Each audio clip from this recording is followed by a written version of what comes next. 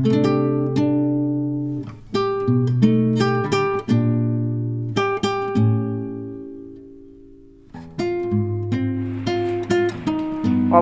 টুকিটাকি রান্নায় আপনাদের সকলকেই স্বাগত। আজকে আমি এসেছি পটল আর ডাল দিয়ে সুন্দর একটা পকোড়া রেসিপি নিয়ে। তাহলে বন্ধুরা পাশে থাকুন, দেখতে থাকুন আমি কেমন করে বানাচ্ছি। আশা করছি আজকের রেসিপি আপনাদের ভালো লাগবে।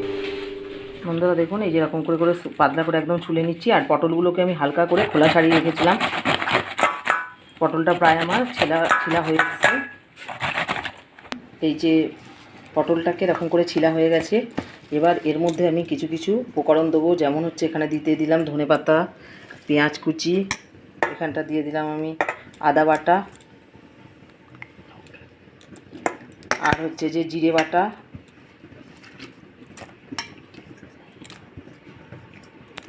নুন, স্বাদ মতো নুন দিলাম, হলুদের গুঁড়ো, আর দিয়ে দেবো লঙ্কার গুঁড়ো,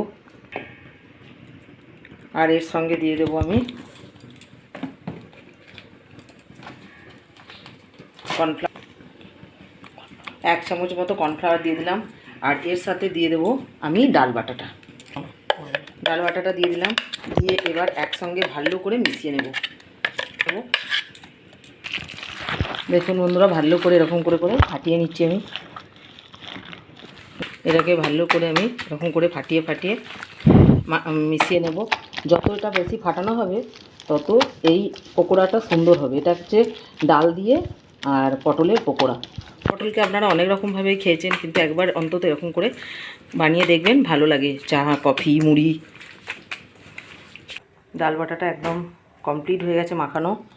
5 মিনিট আমি রেখে দিয়েছিলাম ম্যারিনেট করে, মানে মাখিয়ে ভালো করে রেখে দিয়েছিলাম।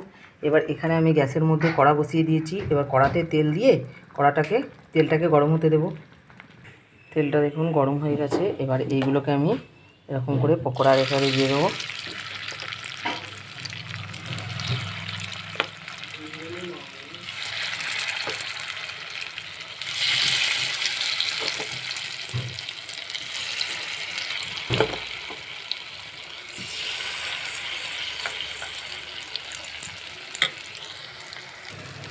দেখুন বন্ধুরা, এই পকোড়াগুলো আমি যে উল্টে পাল্টে ভালো করে লাল লাল করে ভেজে নেব হালকা ফ্লেমে। যেগুলো বন্ধুরা লাল লাল হয়ে ভাজা হয়ে গেছে, এগুলোকে আমি একটা পাত্রে তুলে নেব।